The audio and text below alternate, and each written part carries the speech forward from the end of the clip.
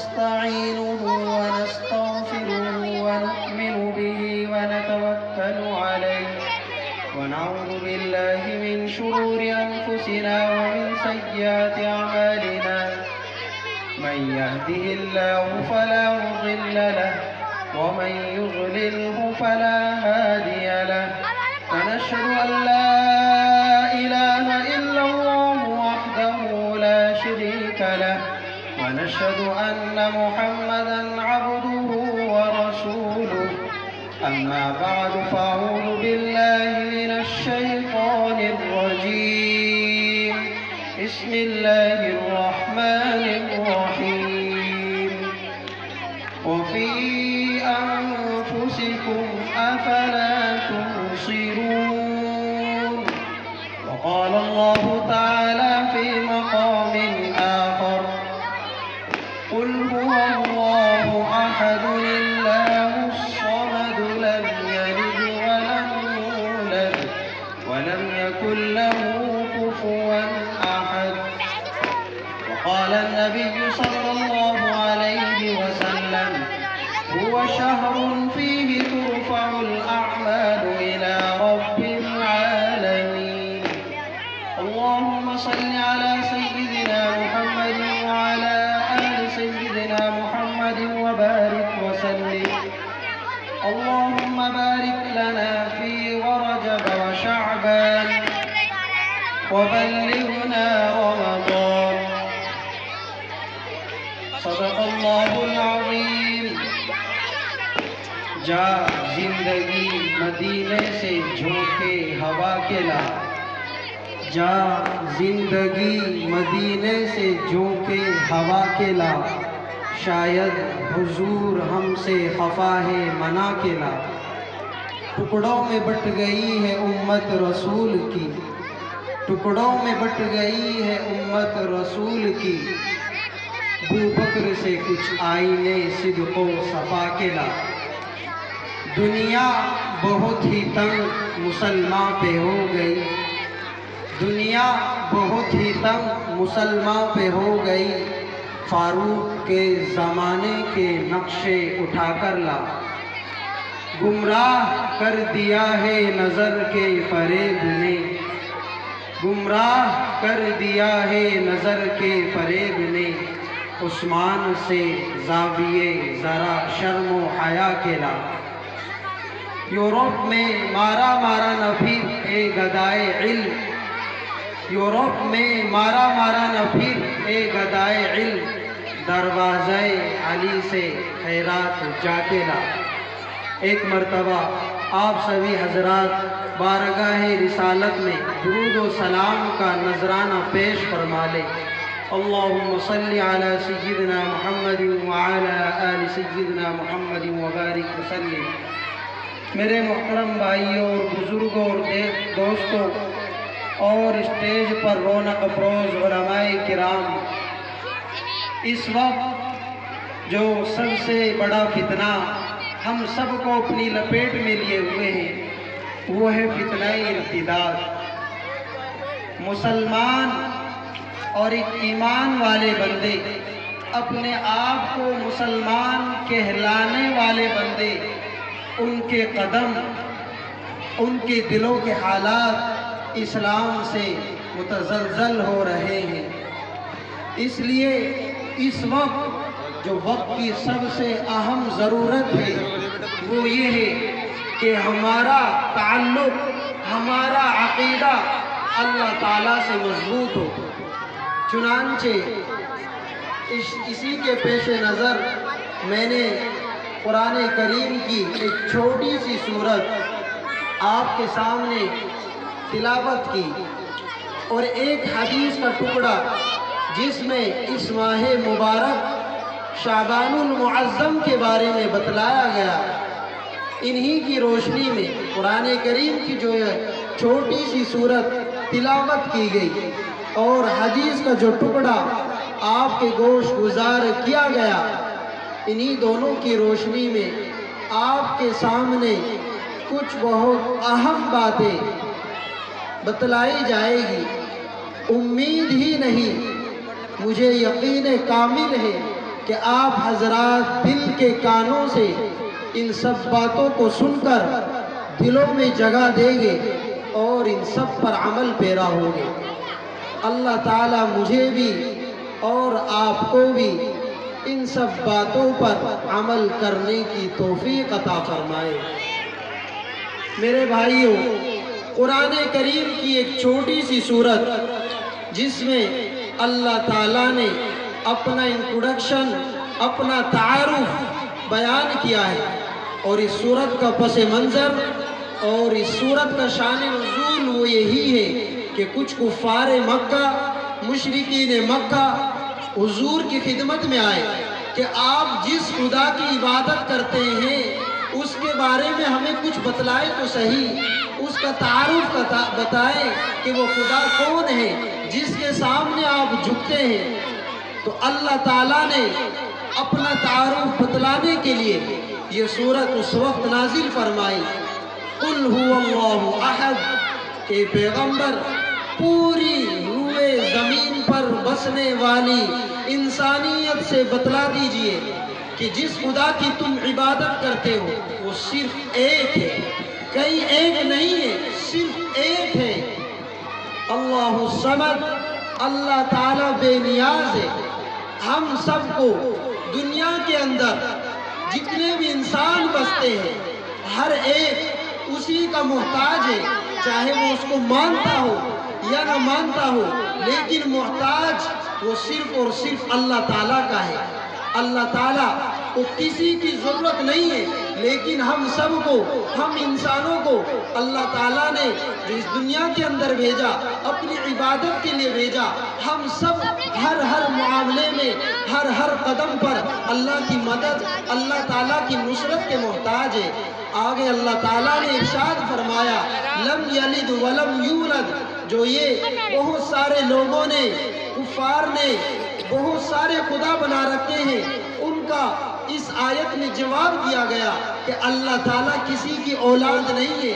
اور نہ وہ خود، نہ تو اس کے اولاد ہے، اور نہ وہ خود کسی کی اولاد ہے۔ یہود و نصارہ نے حضرت عیسیٰ کو اللہ کا بیٹا قرار دیا، اور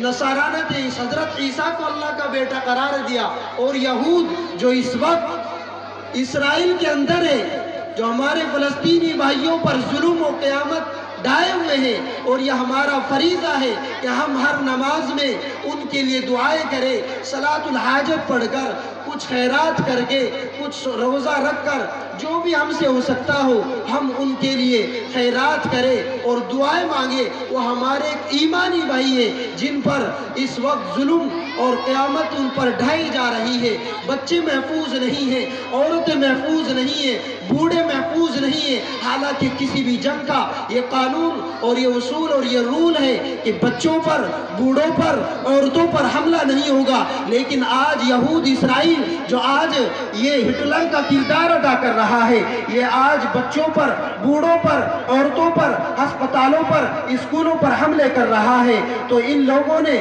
حضرت عزیر کو اللہ کا بیٹا قرار دیا، اور مشرکوں نے سینکڑوں خدا اپنے بنا لیے۔ تو اسی کا جواب اللہ تعالیٰ نے اس آیت میں دیا، اور آخر میں فرمایا وَلَمْ يَكُنْ لَهُ كُفُوًا أَحَدٌ، اللہ تعالیٰ ایسی ذات ہے اس کے برابر کا کوئی روئے زمین پر کوئی اللہ تعالیٰ نے نہیں بنایا۔ تو میرے بھائی، اس وقت جو سب سے زیادہ ضرورت ہے وہ اس بات کی ہے کہ اس وقت الحاد، ناسٹک جس کو انگریزی زبان میں بولا جاتا ہے، کہ یہ فتنہ اس وقت، کہ جس وقت ہمارے نبی کو اس دنیا کے اندر بھیجا گیا، یہ فتنہ اس وقت نہیں تھا، یہ تو بہت بعد کی پیداوار ہے کہ لوگوں نے اللہ تعالیٰ اور کسی خدا کو، کسی مذہب کو ماننے سے انکار کر دیا، اور اللہ تعالیٰ کا ہی انکار کر دیا کہ یہ دنیا تو نعوذ باللہ خود بخود چل رہی ہے۔ ایسا نہیں ہے۔ میں آپ کے سامنے اسی کے بارے میں کچھ بہت اہم باتیں جو بہت ہی زیادہ قابل توجہ ہیں کہ آپ ان کو سنیں، اپنے بچوں کو بتائیں، اور ہر ایک دینی بندے اور ایک مسلم بندے کو ان سب باتوں کی رہنمائی کریں کہ جو سب سے بنیادی عقیدہ ہے وہ یہ ہے کہ اللہ تعالیٰ کو مانا جائے، اللہ تعالیٰ کو تسلیم کیا جائے کہ اللہ تعالیٰ موجود ہے، بغیر اس کے وجود کے یہ کائنات نہیں چل رہی ہے، سب سے پہلے اور سب سے بڑا عقیدہ وہ یہ ہے کہ اللہ تعالیٰ کے وجود کو تسلیم کیا جائے۔ اس وقت جو آج دنیا نے ترقی کر لی ہر اعتبار سے، کہ جو پہلے سفر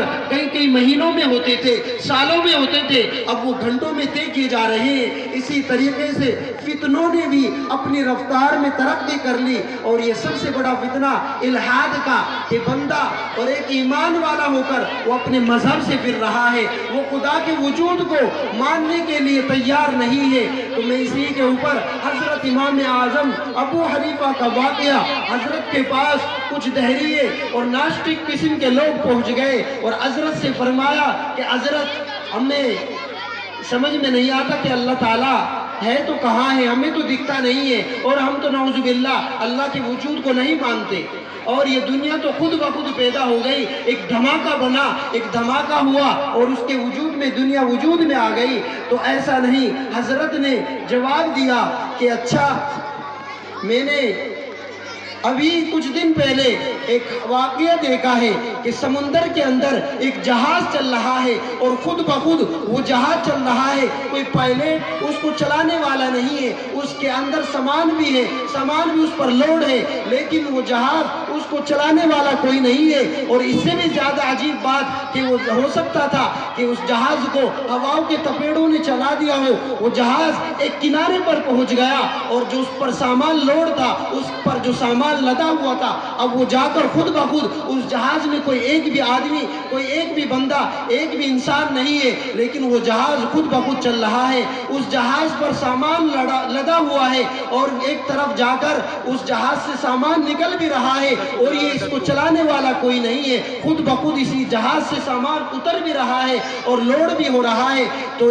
جو یہ بندے حضرت کے پاس پہنچے تھے، انہوں نے کہا کہ حضرت یہ کیسی احمقانہ اور بے وقوف والی بات آپ کر رہے ہیں کہ بھلا ایسا بھی ہو سکتا ہے کہ ایک جہاز خود بخود چل رہا ہو، اس پر سامان بھی لوڈ ہو، اور وہ سامان اس سے نکل بھی رہا ہو، اور دوبارہ سے پھر سامان اس پر لادا جا رہا ہو، ایسے کیسے ہو سکتا ہے؟ آپ تو بہت بڑے احمق معلوم ہوتے ہیں، آپ کو اتنے بڑے مسلمانوں کا اور اتنا بڑا امام اعظم، دنیا کے اندر 4 امام ہیں، چاروں کے چاروں برحق ہیں، اور اتنا بڑا امام آپ کو کیسے بنا دیا؟ ہم تو آپ کو بے وقوف محسوس کرتے ہیں کہ بھلا بتلائیے ایک جہاز خود بخود کیسے چل سکتا ہے؟ حضرت نے فرمایا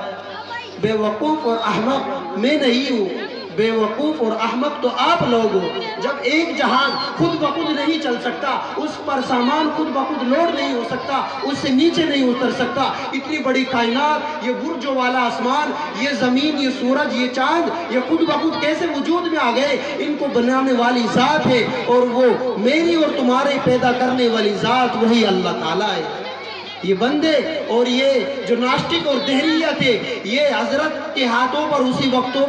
توبہ طائب ہوئے کہ حضرت واقعی ہمیں سمجھ آ گئی کہ ایک چھوٹا سا چھوٹا کام خود بخود نہیں ہو سکتا، اتنا بڑا کام، اتنی بڑی کائنات، یہ سورج اور نظام یہ اتنا بڑا، یہ خود بخود کیسے وجود میں آ سکتا ہے؟ واقعی اس کی کوئی نہ کوئی، اس کو بنانے والی کوئی نہ کوئی ذات ہے، اور ہم پر تو ایک شیطانی اور نفسانی حملہ ہو گیا تھا، ہم تو اللہ تعالیٰ کو مانتے ہیں اور ہم اس پر دوبارہ سے پھر ایمان لاتے ہیں۔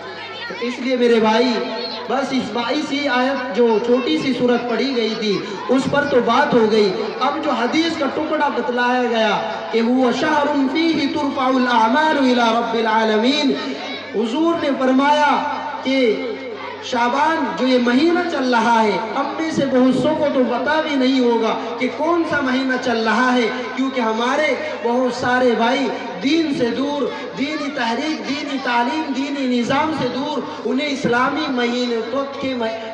مہینوں کے نام تک بھی یاد نہیں ہے۔ تو یہ شعبان المعظم کا مہینہ چل رہا ہے، اور اس کے بارے میں حضور نے فرمایا کہ هو شہر فیہ ترفع الاعمال الى رب العالمین، یہ ایسا مہینہ ہے جس میں ہم سب کے جتنے بھی ہم نے پورے سال میں اعمال کیے اللہ تعالیٰ کی بارگاہ میں پیش ہوتے ہیں۔ تو اس لیے ہم میں سے یہاں پر بیٹھا ہوا ہر آدمی اپنے حالات ٹٹولے اپنے دل کے اندر جاگے کہ اس مہینے میں میرے اعمال اللہ کے سامنے پیش ہو رہے ہوں گے، اللہ مجھ سے خوش ہے یا ناراض ہے، میں نے اپنے اعمال کیسے اللہ کے پاس پہنچائے۔ تو اس لیے اگر کوئی کسی بھی بندے نے اب تک اپنی بدمعاشیاں اور گناہوں میں اور اللہ تعالیٰ کے دین سے دور ہٹ کر اس نے زندگی گزاری، تو وہ کم سے بھی کم رمضان کی تیاری کرتے ہوئے اور اس مہینے میں جس میں حضور صلی اللہ علیہ وسلم اپنے اعمال بڑھا دیا کرتے تھے، تو حضور کو